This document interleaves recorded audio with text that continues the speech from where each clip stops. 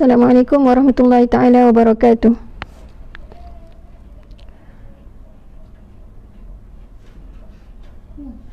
Alhamdulillah wassalatu wassalamu ala Rasulillah wa ala alihi wa sahbihi wa mawalah. Qalu subhanaka la ilma lana illa ma 'allamtana innaka antal alimul hakim wa la hawla wa la quwwata illa billahil aliyyil azim. Qala rabbi shrah li sadri wa yassir li amri wahlul 'uqdatam min lisani yafqahu qawli.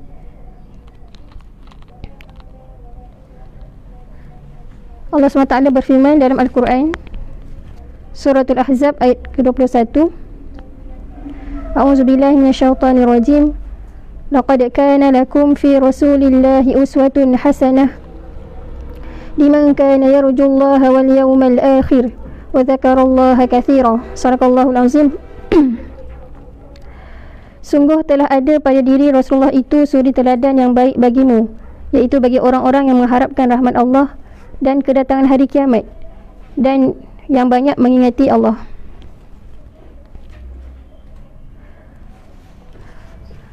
Yang anda hormati, yang di-Pertua Badan Kebajikan Anak Selangor Mesir, Ustaz Muhammad Syukri bin Rosli.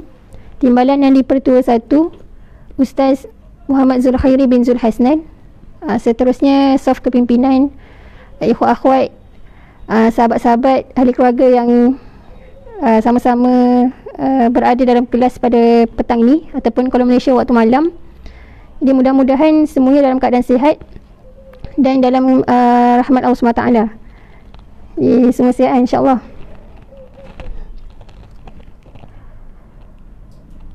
Di pertama-tamanya kita ucapkan rasa syukur kepada Allah SWT kerana pada petang ini ataupun pada malam ni Allah SWT masih mengizinkan kita untuk meneruskan majlis ilmu kita yang membentangkan kitab Fiqh As-Sirah, yang akan kita banyak cerita tentang kehidupan Rasulullah sallallahu alaihi wasallam, yang mana mudah-mudahan yang menjadi inspirasi kepada kita. Di nikmat yang akan datang juga, tak lama lagi kita akan sambut kemerdekaan negara kita, negara Malaysia yang keberapa? Yang ke-63 kan? Jadi alhamdulillah, itu juga salah satu nikmat yang Allah Ta'ala berikan kepada kita dan kepada negara kita sendiri, yang mana tak salah untuk kita mencintai negara kita. Sedangkan Nabi menzahirkan dalam tindakannya bahawa Nabi ni sangat mencintai negara kelahirannya, iaitu Makkah. Nabi menzahirkan rasa tidak sabar untuk pulang ke Makkah ketika mana Rasulullah SAW terpaksa keluar meninggalkan tanah haram. Jadi tanda kita cinta kepada negara kita adalah kita nakkan yang terbaik untuk negara kita. Kita nakkan pembaikan dari sudut urus takbirnya, pembaikan dari sudut akhlak rakyatnya. Jadi mudah-mudahan rasa cinta patriotik kita pada negara membawa negara kita lebih baik menurut acuan Al-Quran. Jadi insya-Allah hari ini kita teruskan untuk mendengar lagi bagaimana latar belakang ataupun kehidupan yang dilalui oleh Rasulullah SAW. Kita kena tahu bahawa Rasulullah ni juga adalah salah seorang tokoh kemerdekaan. Kita kena sedar Rasulullah ni juga salah seorang tokoh kemerdekaan yang sangat agung, yang mana Rasulullah SAW berjaya membebaskan bukan hanya negara Mekah, bahkan hampir seluruh dunia dengan daripada pembebasan kepada sesama manusia, kepada pembebasan kepada penghambaan hanya kepada Allah SWT. Jadi nak tak nak kita kena ambil contoh daripada Rasulullah SAW. Okay, insyaAllah untuk kelas siri keempat ni kita masih berada di topik yang siri lepas, siri 3, iaitu dalam bab dakwah secara rahsia dan dakwah secara terbuka. Kita akan fokus pada bahagian hikmah dan pengajaran yang boleh kita ambil untuk kita praktikkan dalam kehidupan kita hari ini.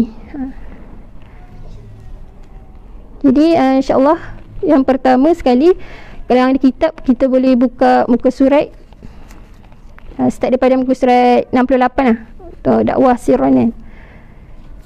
Dalam bab dakwah secara rahsia ni, antara ibrah yang kita dah sama-sama baca pada kelas yang lepas adalah yang pertama, bagaimana dakwah secara rahsia ni adalah salah satu bukti strategi dan kebijaksanaan Rasulullah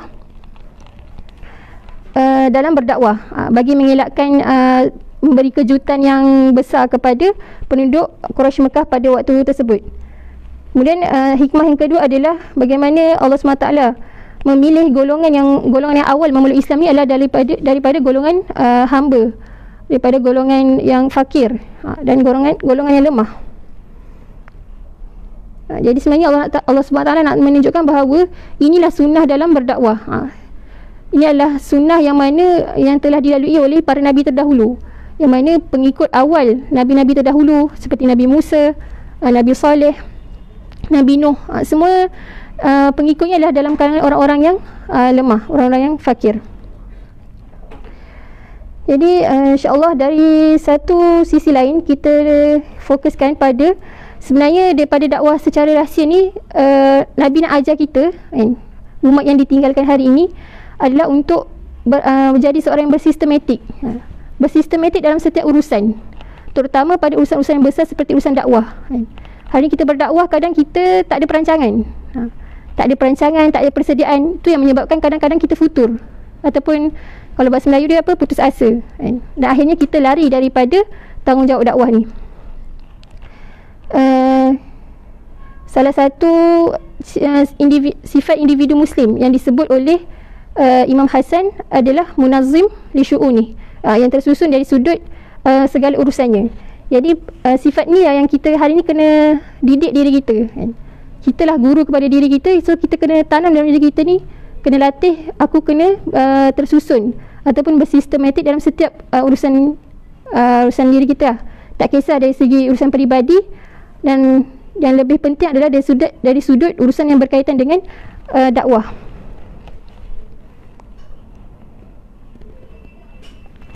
Jadi dalam berdakwah, setelah mana kita faham dan jelas tentang mengapa kita perlu berdakwah, dengan apa kita berdakwah, selepas tu kita perlu jelaskan apa sebenarnya matlamat ataupun objektif kita dalam berdakwah.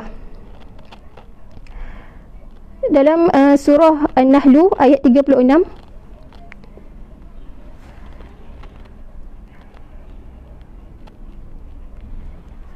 Allah berfirman, A'udzubillahi minasyaitonirrajim, wa laqad ba'atsna fi kulli ummatin rasula an ya'budullaha wajtanibut taghut faminhum man hadallahu wa minhum man haqqat 'alaihi ad-dalalah fasiru fil ard fanzuru kaifa kana 'aqibatul mukadzibin.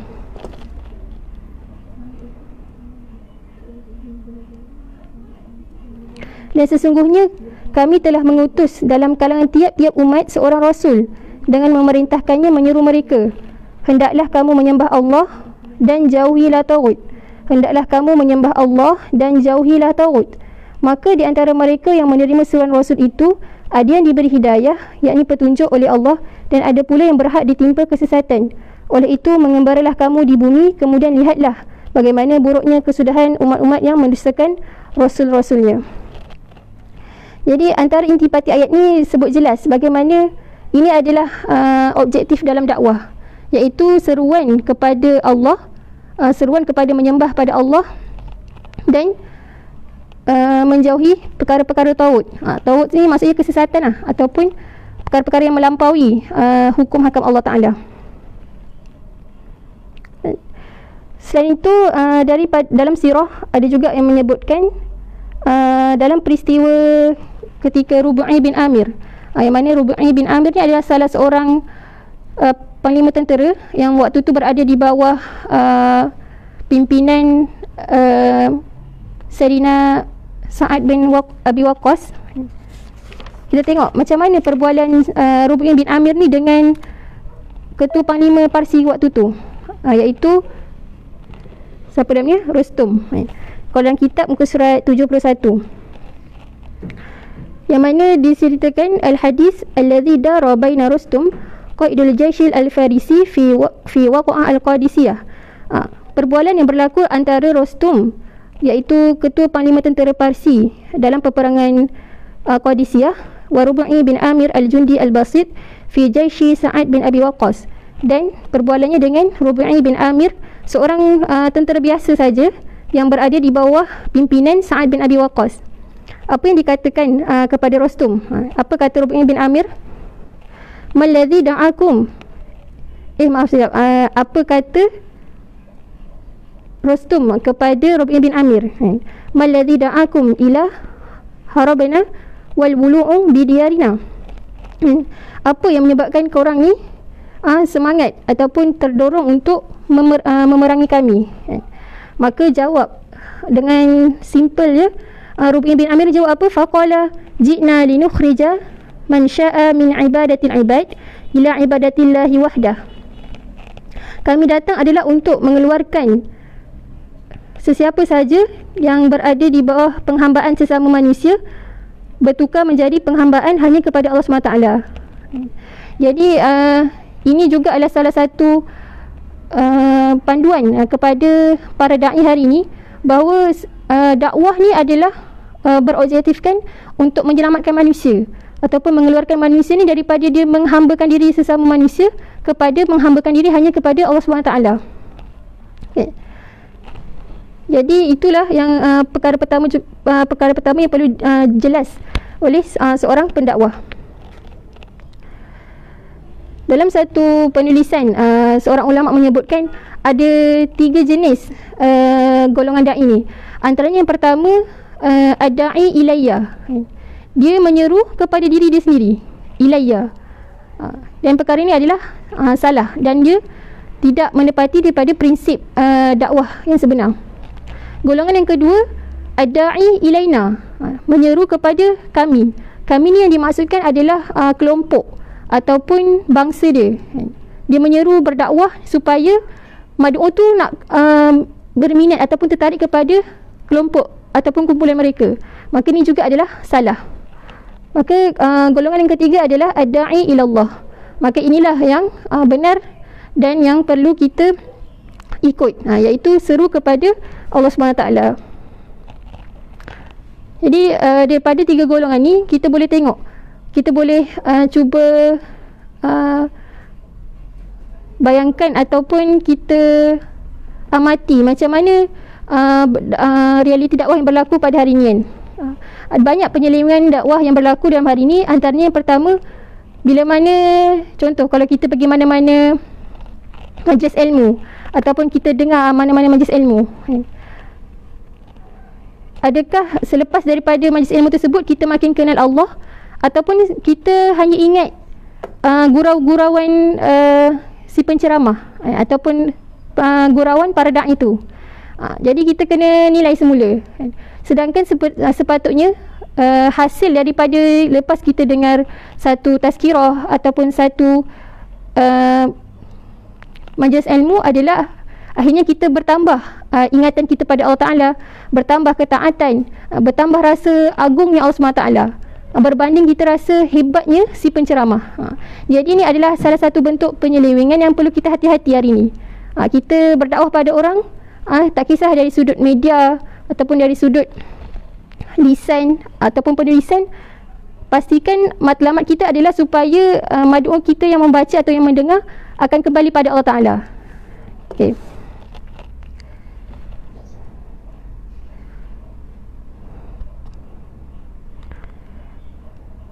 Okay. Seterusnya dari sudut matlamat, kenapa kita dituntut untuk faham terlebih dahulu matlamat kita sebelum kita pergi kepada tindakan-tindakan yang lain? Sebab daripada faham inilah yang akan membantu kita membezakan antara musuh Islam dengan Islam. Sebab takut bila kita sendiri tak faham dari sudut asas tauhid yang macam mana, dari segi syariat Islam macam mana, dari segi akhlak Islam macam mana, bila kita tak faham dan jelas dengan baik, maka rupa-rupanya kita akan terikut juga arus musuh Islam. Yang mana kita tahu musuh Islam ni dia menggunakan 1001 cara untuk menghancurkan Islam lebih-lebih lagi dari sudut yang sangat halus kan, yang kita kadang sendiri kita tak sedar. Okay. Kadang-kadang hari ni antara yang berlaku juga hari ni kelemahan kita adalah bila kita ni nak belajar tentang Islam je, tapi bila nak cerita tentang musuh Islam kita allergic. Kita rasa macam tak perlu kot nak buka aib, contoh rasa tak perlu kot nak buka aib orang lain, cukuplah kita belajar tentang Islam. Maka tu sebenarnya salah. Dalam kita nak kenal Islam, kita kena kenal juga siapa musuh Islam, supaya kita boleh bergerak dengan sebaiknya. Seperti mana dalam Al-Quran, contoh Allah menggunakan usud dalam Al-Quran. Allah SWT tidak hanya memperkenalkan syurga, tapi Allah kenalkan juga macam mana neraka. Allah tak hanya kenalkan apa sifat-sifat yang membolehkan kita masuk syurga, tapi Allah kenalkan juga, Allah ingatkan juga apa sifat-sifat yang boleh menarik kita ke dalam neraka. Macam tu juga Allah menceritakan apa itu hidayah. Allah juga cerita apa itu ad-dalal, kesesatan. Dalam Allah SWT menceritakan tentang sifat-sifat Nabi, sifat-sifat pengikut-pengikut Nabi, Allah Ta'ala tidak meninggalkan untuk menceritakan juga tentang musuh-musuh Islam, musuh-musuh Nabi, seperti Fir'aun, Qarun. Jadi semua tu memberikan satu mesej kepada kita untuk kita fikirkan. Kita tak boleh hanya nak fikir satu sudut saja, sudut yang baik saja, pro kan? Tapi kita kena juga ada pemikiran kontra, iaitu dari sudut negatif lah, supaya kita boleh seimbang dan dapat menjalankan satu tugas tu dengan baik.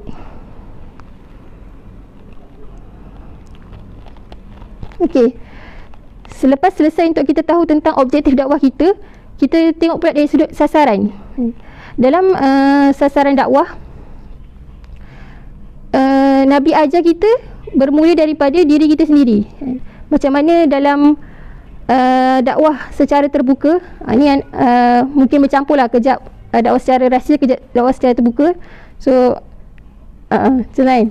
So dalam dakwah secara terbuka yang kita dah baca juga minggu lepas, antara hikmahnya adalah Allah Ta'ala ajar kita turutan tanggungjawab dakwah ni. Yang pertama disebutkan adalah diri sendiri. Bagaimana Allah Ta'ala didik Nabi dulu untuk memperbaiki diri Nabi, untuk sentiasa berkhulwah dengan Allah Ta'ala. Selepas itu barulah turunnya dakwah secara rahsia untuk didakwahkan kepada ahli keluarga. So turutan kedua adalah keluarga ataupun kaum kerabat yang terdekat. Jadi begitulah seterusnya. Dan para ulama hari ini pun telah menyusun bagi memudahkan kita untuk faham tentang tingkatan amal ni ataupun sasaran amal ni kepada 7 peringkat. Ini pun mungkin dah selalu juga kita dengar. Antaranya pertama, islah al-fardi. Maksudnya kita memperbaiki diri kita. Kemudian islah al-bait ataupun baitul muslim, memperbaiki dalam keadaan dalam rumah kita. Kemudian kepada al-mujtama', kepada masyarakat, dan seterusnya akhirnya hinggalah kepada dunia ni kan, sehingga dunia ni dipimpin oleh Al-Quran ataupun Islam. Jadi antara kesilapan para da'i hari ini dalam meletakkan sasaran adalah perkara ini disebut dalam kitab Al-Inhiraf baina kitab Al-Inhiraf, tak ingat nama panjang kitab dia. Cuma antara yang dikongsikan, antara kesilapan dalam meletakkan sasaran ni adalah kita fikir kita menghadkan dakwah ni hanya sebatas dari sudut ibadah. Ada hari ni para pendakwah yang hanya memfokuskan dakwah ni dari sudut ibadah saja, islah diri individu saja. Sebenarnya dia perlu sedar bahawa sasaran ni hanya bukan pada diri sendiri, tapi berterusan kepada keluarga, masyarakat, kepada dunia, kepada negara, daulah, dan akhirnya dunia kan. Selain itu juga ada juga pemikiran dalam para pendakwah hari ini. Dia fikir Islam ni cukuplah dekat negara masing-masing. Maksudnya kalau kita duduk Malaysia, cukuplah Malaysia ni dah amalkan Islam dah cukup dah, tanpa kita memikirkan negara-negara luar daripada sempadan Malaysia. Sedangkan matlamat Islam ni adalah keseluruhan dunia. Maksud kita kena fikirkan juga negara-negara jiran kan, seperti Indonesia. Yang hari ini kita tahu Indonesia ni telah sangat nazak dengan pemikiran-pemikiran barat kan, sekularisme dah mendarah daging dalam kehidupan masyarakat diorang. Jadi masalah-masalah yang berlaku dalam negara-negara umat Islam lain, kita perlu ambil tahu juga.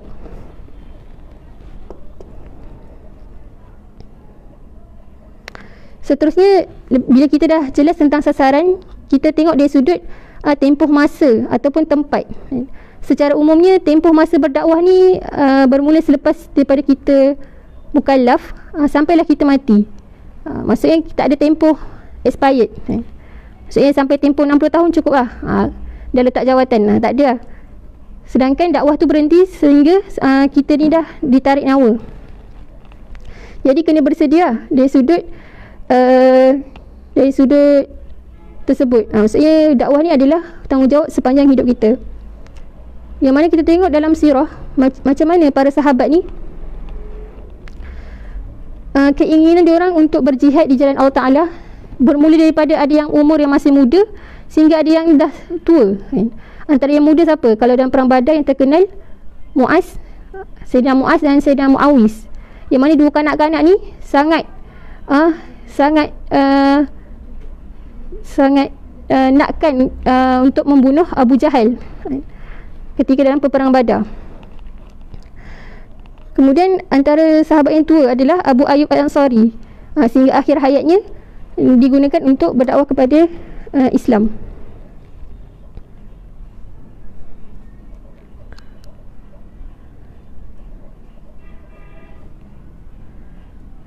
Kemudian yang terakhir, apa yang pendakwah hari ini perlu buat adalah dalam kita menjadi orang yang bersistematik dalam berdakwah, kita kena ada pelan tindakan kita. Pelan tindakan sebelum, semasa dan selepas.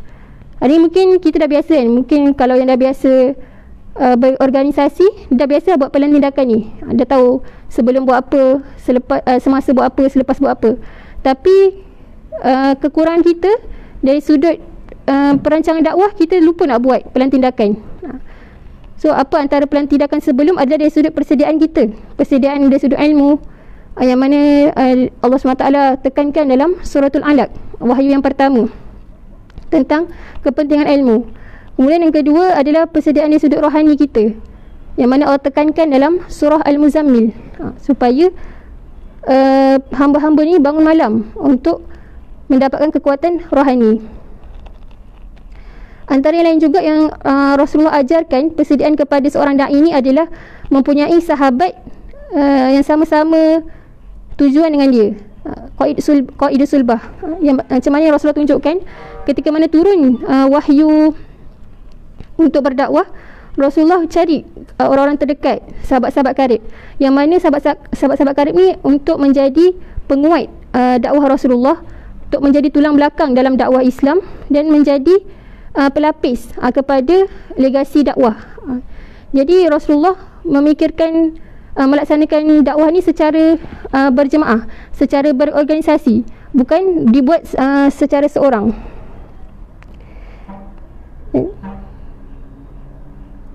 Bagaimana Rasulullah menanam akidah dalam sahabat-sahabat As-Sabiqun Al-Awwalun ni dalam rumah Al-Arqam bin Abi Arqam. Ini kita dah cerita dalam kelas yang lepas, dalam rumah Al-Arqam bin Abi Arqam, yang mana ditanam dengan satu fikrah yang sama, sehingga akhirnya nanti akan menatijahkan ataupun menzahirkan satu tindakan yang sama, satu amal yang sama. Jadi ini adalah sangat penting dalam kita berdakwah. Kita perlu ada teman, perlu ada sahabat yang sama-sama mempunyai tujuan.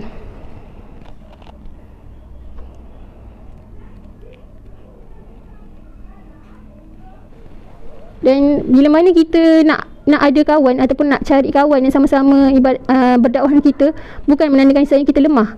Sedangkan sebenarnya ini adalah juga yang ditunjukkan oleh Nabi Musa, ketika mana Nabi Musa berdoa supaya diberikan seorang teman dalam berdakwah. Ini famous dalam surah Toha, dalam doa, waj'alni waziran min ahli, dan kurniakanlah kepadaku seorang pembantu di kalangan ahliku, iaitu Nabi Harun. Jadi Nabi Musa dan Nabi Harun ni bersama-sama melaksanakan perintah Allah Ta'ala, iaitu berdakwah kepada Fir'aun. Antara contoh lain macam mana Rasulullah, persahabatan Rasulullah dan Sayyidina Abu Bakar. Jadi ini semua adalah contoh-contoh yang sebenarnya Rasulullah dah ajarkan awal bahawa dalam berdakwah ni kita memang tak boleh nak seorang-seorang. Jadi kita cari kawan-kawan yang boleh sama-sama melaksanakan dakwah Islam itu sendiri.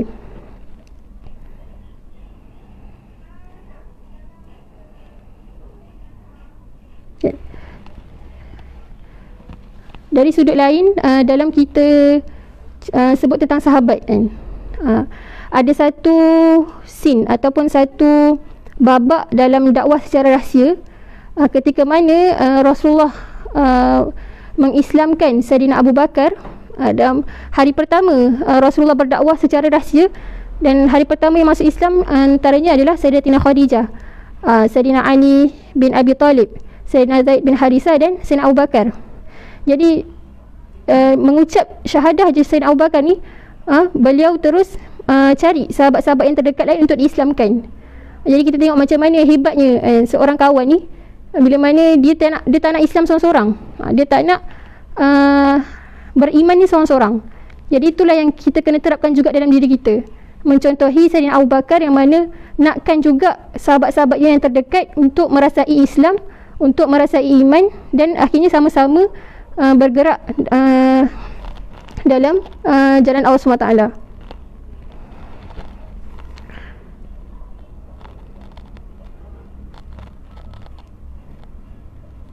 Okay. Itu adalah antara yang disebutkanlah pelan tindakan sebelum dakwah. Antaranya lain mungkin kaji madu'un kita macam mana. Ini pun ditunjukkan oleh Rasulullah SAW. Kemudian kita kena tahu apa cabaran yang bakal kita tempuh. Okey. Jadi seterusnya, bagaimana pula pelan tindakan semasa kita berdakwah. Jadi semasa kita berdakwah, kita yang diajarkan oleh Nabi adalah kita menggunakan uslub yang terbaik.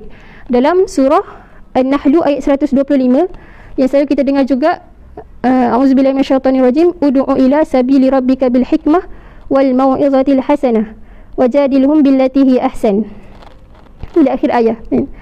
Dan serulah mereka kepada Tuhanmu dengan hikmah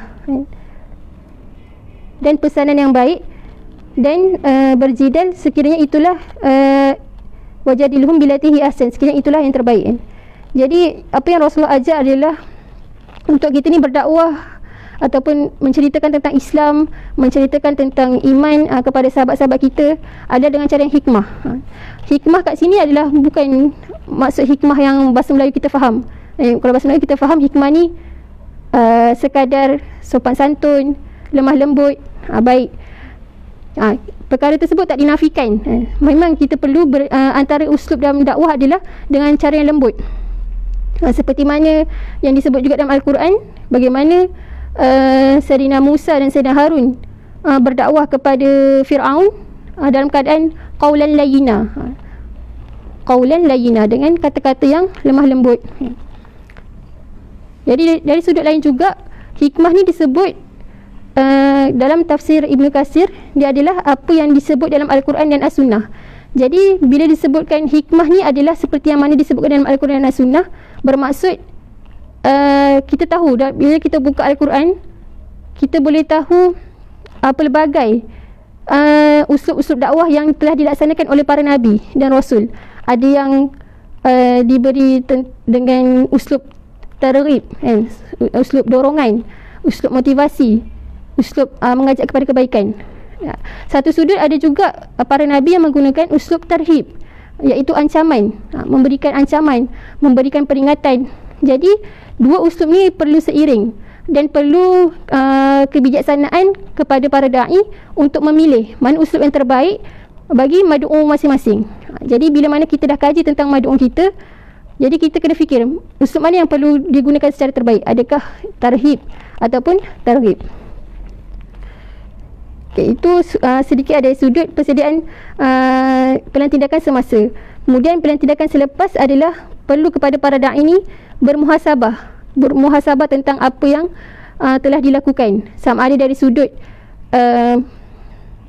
niatnya dalam berdakwah, sama ada dari sudut matlamat di dalam berdakwah ataupun dari sudut amalan-amalan yang telah dilakukan. Adakah dia telah melaksanakan juga apa yang didakwahkan? Dan Allah SWT menempelak kepada golongan yang berkata tetapi dia tidak melaksanakan dalam surah As-Saff kan. Tapi bila cerita tentang ayat ini, ada pula satu golongan yang menjadikan ini sebagai satu hujah supaya mereka ni tak berdakwah. Sebab apa tak nak berdakwah? Sebab takut nanti cakap apa yang kita tak buat. Jadi ini adalah salah.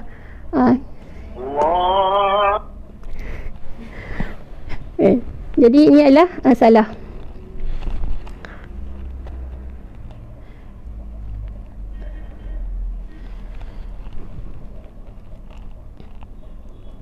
Okey, baik. Jadi kita teruskan kepada dakwah secara terbuka. Antara hikmah yang kita dah sebut dalam dakwah secara terbuka ni adalah hikmah secara terang-terangan ni, dia sebagai satu bukti bahawa Islam yang Nabi bawa ni ataupun surah yang Nabi bawa ni bukan hanya atas dasar sifat perkauman, semangat perkauman ataupun nasionalisme. Hari ni, yang kalau istilah hari ni, istilah moden ni kita kenali sebagai nasionalisme. Tapi dakwah Nabi ni adalah dakwah yang universal, adalah daripada Allah SWT untuk semua umat. Maksudnya bukan terhad kepada golongan Arab. Antara buktinya adalah keislaman para sahabat yang luar daripada Mekah, luar daripada Arab. Antaranya adalah Bilal bin Rabah, Salman Al-Farisi. Mereka ni adalah golongan yang bukan asal daripada Arab, tapi boleh menerima dakwah Islam dan membuktikan bahawa Islam ni adalah agama daripada Allah SWT, bukan agama yang membawa kepada perkauman Arab.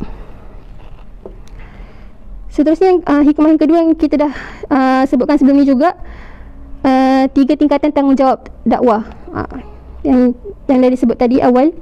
Kemudian antaranya adalah meninggalkan taklid dan berpegang sesuatu, meninggalkan taklid dan seruan untuk berpegang sesuatu atas hujah yang logik dan hujah yang atas hujah yang logik. Seperti mana kaum kafir Quraisy ni, yang mana mereka ni sayang nak tinggalkan agama nenek moyang sebab takut menderhaka kepada nenek moyang. Jadi ini adalah satu benda yang salah. Ketika mana Rasulullah berdakwah kepada mereka, mereka sebut apa? Hasbuna ma wajadna alaihi aba'ana. Wahai Muhammad, cukuplah bagi kami ni apa yang ada, cukuplah bagi kami apa yang kami dapati daripada apa yang kami warisi daripada nenek moyang kami. Jadi bagi mereka, bagi orang-orang kafir Quraisy ni, bagi diorang Nabi Muhammad ni adalah orang yang nak tunjuk pandai, masih muda, masih muda berbanding pakcik-pakcik dia, makcik saudara mara dia, tapi dah bawa satu ajaran baru. Bagi diorang Nabi Muhammad ni orang yang kurang ajar, sebab tak menghormati ajaran yang dibawa oleh nenek moyang diorang yang terdahulu. Maksudnya sebelum daripada kedatangan Nabi Muhammad, semua orang elok je boleh ikut agama nenek moyang, sembah berhala. Tapi bila mana datangnya Nabi Muhammad bawa ajaran baru, jadi Nabi Muhammad dituduh sebagai orang yang derhaka kepada agama nenek moyang. Jadi daripada sini dia mengajarkan kita juga bahawa nasihat kebenaran ni dia tidak bergantung kepada siapa yang membawa. Tak terbatas kepada orang yang berada di kedudukan tinggi je. Sedangkan sebenarnya nasihat ataupun nasihat tentang Islam ataupun iman ni boleh juga kita terima ataupun wajib sebenarnya kita terima walaupun daripada seorang hamba. Seperti mana yang disebut dalam satu hadis akhir zaman kan oleh Rasulullah SAW, kena patuh kepada pemimpin yang pimpinan Islam walaupun di kalangan seorang hamba. Jadi hari ni kita fikir macam mana reaksi kita bila mana kita ni diberi nasihat ataupun kita ni diberi teguran. Kadang orang yang antara penyakit yang diuji kepada seorang pendakwah adalah dia susah nak terima teguran. Bila dia berdakwah kepada orang lain, dia mampu sebutkan kena sekian, berakhlak yang baik semua. Tapi bila mana diuji dengan teguran ataupun nasihat, dia tak mampu nak terima. Jadi tu antara ujian lah kepada seorang pendakwah, yang mana kita perlu berhati-hati dengan sifat sifat keras hati ataupun ego. Dalam Al-Quran, Allah SWT sendiri mengajar kita bahawa Allah tunjukkan bahawa Nabi Muhammad SAW sendiri pernah ditegur oleh Allah SWT. Sebaik-baik manusia kan, sebaik-baik pendakwah, sebaik-baik pemimpin seperti Rasulullah juga pernah ditegur oleh Allah SWT. Jadi apatah lagi kita kan, kita ni lebih layak lagi lah untuk ditegur atas kesalahan-kesalahan kita.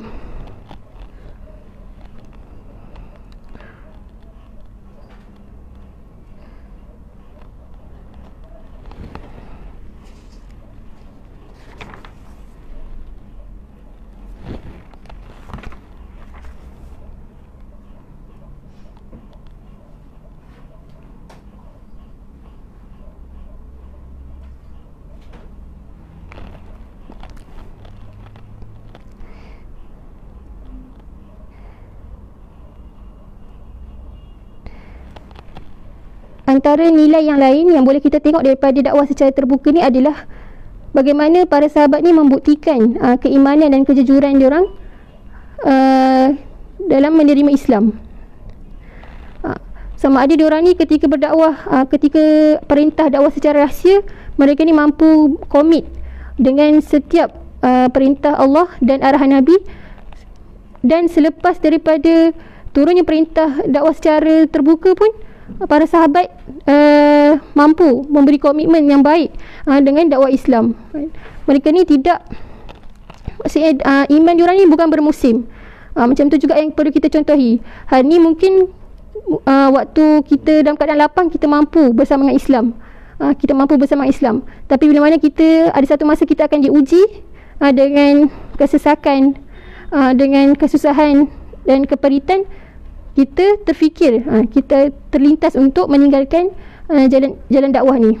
Jadi kita perlu sentiasa menambah iman kita supaya kita mampu sabat sama ada dalam keadaan susah maupun dalam keadaan senang.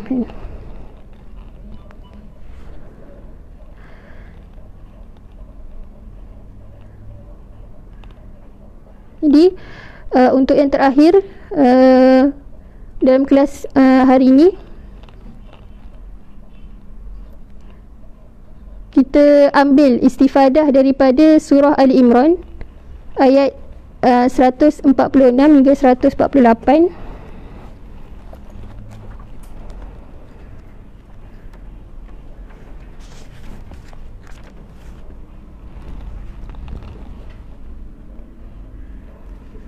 Ayat 146. A'udzubillahi minasyaitonirrajim. Wa ka'ayyin min nabiyyin qatala ma'ahu ribbiyuna katsir fama wahanu lima asabahum fi sabilillah wa ma dha'ufu wa mastakanu wallahu yuhibbus sabirin. Ayat 147. Wa ma kana qawlahum illa an qalu rabbana ighfir lana dhunubana wa israfana fi amrina wa thabbit aqdamana wansurna 'alal qaumil kafirin. Ayat 148. Fa'atahumullahu thawabad dunya wa husna thawabil akhirah wallahu yuhibbul muhsinin. Dan berapa banyak Nabi yang berperang didampingi sejumlah besar dari pengikutnya yang bertakwa. Mereka tidak menjadi lemah kerana bencana yang menimpanya di jalan Allah, tidak patah semangat dan tidak pula menyerah kepada musuh. Dan Allah mencintai orang-orang yang sabar. Dan tidak lain ucapan mereka hanyalah doa, ya Tuhan kami, ampunilah dosa-dosa kami dan tindakan-tindakan kami yang berlebihan dalam urusan kami, dan tetapkanlah pendirian kami dan tolonglah kami terhadap orang-orang kafir.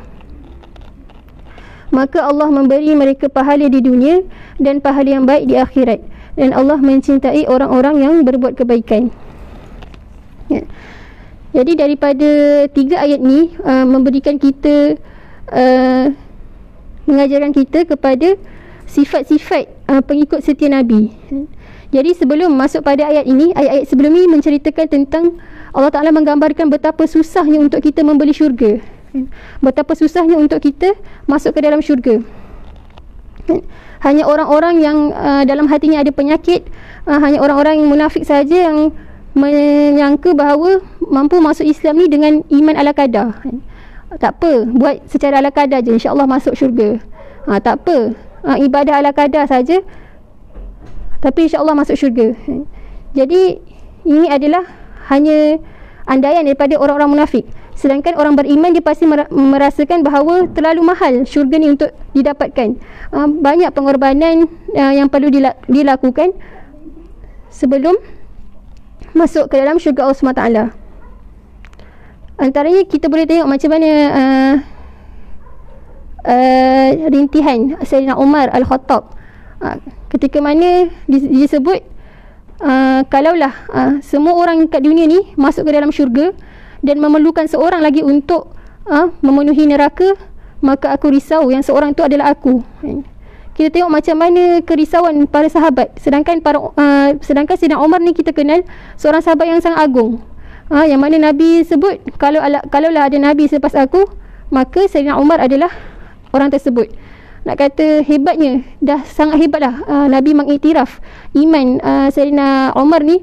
Tapi dengan sifat kehambaan Sayyidina Umar rasa risau, rasa tak cukup dengan iman dan amal, sehingga Sayyidina Umar sangat risau bahawa dialah orang yang akan dicampakkan ke dalam api neraka.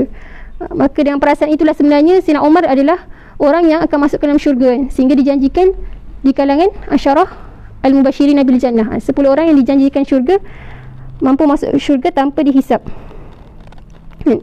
Jadi bila mana cerita tentang dakwah ni, kita tak boleh nak kata aku tak terlibat dengan dakwah. Sebab apa? Sebab kita adalah orang Islam, kita bukan orang kafir. Kalau kita orang kafir mungkin kita boleh sebutlah perkataan macam tu, aku tak terlibat dengan dakwah, aku tak perlu buat persediaan. Dan kalau kita sebab apa kita membawa amanah dakwah ni? Sebab kita seorang manusia, kita bukan haiwan. Nauzubillah, kalau kita haiwan mungkinlah kita boleh cakap macam tu depan Allah Ta'ala. Sebab haiwan ni tidak digunakan akal ataupun tak ada taklifan bagi haiwan. Jadi pertama sekali kita kena sedar, tanam dalam diri kita bahawa sebenarnya kita ni memikul tanggungjawab dakwah tu. Hari ini ramai di kalangan umat Islam terus leka disebabkan mereka lupa bahawa mereka ni membawa bebanan dakwah, yang mana mungkin dia rasa aku ni orang biasa-biasa je, aku ni taklah alim, aku ni tak adalah banyak ilmu, aku ni taklah banyak sangat ibadah, jadi aku tak payah kot dakwah.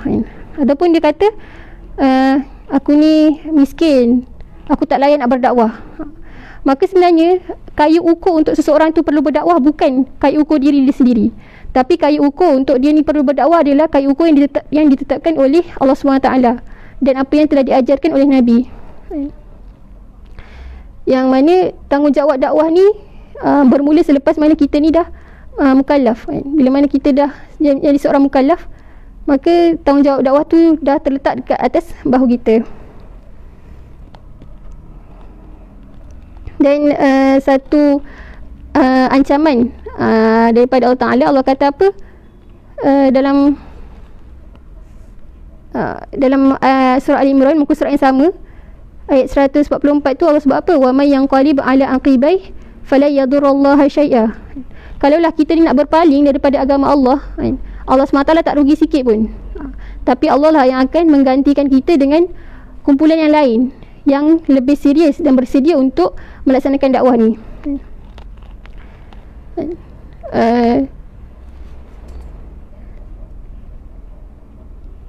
Jadi kita tengok dalam berbalik pada ayat 146 hingga 148 tadi, apa sebenarnya ciri-ciri pengikut seti Nabi. Yang pertama, mereka ni adalah fama wahanu lima asabahum fi sabilillah. Mereka ni tidak menjadi lemah kerana bencana yang menimpa mereka di jalan Allah SWT. Bermaksud mereka ni adalah golongan yang sentiasa menempatkan hidup dia siang malam adalah untuk dakwah. Hari ni tak semestinya berdakwah kita tak semestinya kita bercakap depan orang ramai, maksudnya kena ada kamera contoh, macam kena jadi guru tafakuh ni baru namanya dakwah. Tak. Sedangkan dakwah ni sangat luas, medan ni sangat luas. Yang ni perkara ni kita boleh bacalah dalam kitab-kitab yang banyak ditulis oleh para ulama hari ni, ramai tulis tentang fiqhud dakwah, dakwah macam mana Bidang-bidang dakwah ni sangat luas. Hatta kalau kita sebagai seorang guru, kita masih boleh berdakwah. Kalau kita seorang suri rumah pun, kita masih boleh berdakwah. Sebenarnya bidang dakwah ni sangat luas. Jangan kita sempitkan dakwah ni hanya pada satu aspek saja, menyebabkan kita akhirnya meninggalkan dakwah. Kemudian ciri-ciri yang kedua adalah wa ma dha'ufu. Mereka ni tidak patah semangat. Walaupun mereka ni mendapat dicaci, dihasut untuk melaksanakan perkara-perkara yang Allah larang kan. Dihasut untuk buat rasuah, dihasut untuk pecah amanah. Maka bila mana dia berikrar untuk menjadi pengikut setia Nabi, dia tidak akan lemah dengan godaan tadi. Dan ciri yang terakhir, wa mastakanu, yakni dia tidak menyerah diri, tidak pula menyerah diri kepada musuh. Maksudnya dia cekal, ada prinsip, berprinsip dengan prinsip Islam. Maka tiga sifat inilah yang perlu kita sentiasa terapkan dalam diri kita. Bahkan sebenarnya dianjurkan kita bacalah 3 ayat ni waktu kita sambut Maulidur Rasul. Contoh, memang kita akan baca Quran setiap hari, cuma contoh dalam perayaan-perayaan kita sambut Maulidur Rasul, kita boleh bacakan ayat ni. Kita punya adat kat Malaysia ataupun adat orang Melayu ni, bila Maulidur Rasul kita akan berselawat, berqasidah. Tak salah kan? Tak salah untuk kita berselawat tu, malah sangat dianjurkan untuk sentiasa berselawat. Bahkan bukan hanya dalam Maulidur Rasul saja, tapi dalam setiap masa kita perlu berselawat kan? Dan biasa Maulidur Rasul ni akan banyaklah majlis-majlis qasidah. Maka perkara tersebut pun tidak salah. Cuma yang salahnya adalah bila mana kita hanya berhenti sekadar selawat, berhenti sekadar berqasidah. Kita tengok sebenarnya maksud daripada selawat kita tu adalah apa. Selawat ni adalah kita mendoakan keselamatan bagi Nabi. Tapi kita kena fikir, Nabi memang dah confirm selamat, Nabi confirm masuk syurga. Tapi adakah ajaran yang Nabi bawa hari ni selamat? Adakah Islam yang Nabi dah jaga untuk sampai pada hari ini selamat? Bahkan sebenarnya tak selamat kan. Kita mampu tengok macam mana musuh Islam ni sangat tidak berputus asa untuk menjauhkan Islam daripada umat Islam. Bagaimana musuh Islam ni sentiasa cuba untuk menyeleweng agama Islam dengan pelbagai fahaman yang diwujudkan, yang akhirnya umat Islam sendiri keliru dengan macam mana Islam yang sebenar. Kemudian kita berselawat supaya Nabi ni selamat. Tapi adakah umat Islam hari ini selamat? Jadi perkara tersebutlah yang perlu kita fikirkan. So, dalam setiap kali kita ingat pada Nabi, bukan hanya kita ikut pada sunnah seperti makan minyak wangi, berjubah, berserban. Tapi sunnah yang terbesar adalah bagaimana komitmen kita terhadap ajaran yang Nabi SAW bawa. Jadi insyaAllah sekadar itu saja antara hikmah yang boleh kita ambil daripada perjalanan dakwah Nabi secara rahsia dan secara terbuka. Dan selepas ni kita, untuk topik seterusnya kita akan tengok selepas mana Nabi berdakwah ni, memulakan dakwah, apa yang Nabi dapat, apa habuan yang Nabi dapat daripada mad'u dia. Adakah dapat sanjungan, adakah dapat penerimaan yang baik, ataupun sebenarnya diseksa dan diberikan hinaan.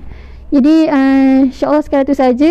Mudah-mudahan Allah SWT memberi kita kekuatan lah untuk memperbaiki amal kita, untuk membuat persiapan sebagai seorang ad-da'i ilallah. Kalau nak fikirkan sebenarnya kelemahan kita, memang kita rasa kita tak layak. Kita memang tak layak pun untuk digelarkan sebagai seorang da'i. Tapi kita kena ingat bahawa kayu ukur sebagai seorang da'i ni adalah bukan atas yang apa yang kita fikirkan. Tapi bila mana itu adalah tanggungjawab dan perintah daripada Allah Ta'ala, kita tetap perlu laksanakan lah. Walaupun kita perlu menghadapi cabaran yang lebih besar sebenarnya cabaran daripada diri kita sendiri. Rasa kekurangan itu dan kekurangan ini. Maka sebenarnya bila kita rasa kurang tu, perlu kita tambah. Bukan bila mana kita rasa kurang tu kita terus tinggalkan dakwah. InsyaAllah sekadar itu sahaja. Aqulu qawli hadza wa astaghfirullahal azim li wa lakum. Wassalamualaikum warahmatullahi taala wabarakatuh.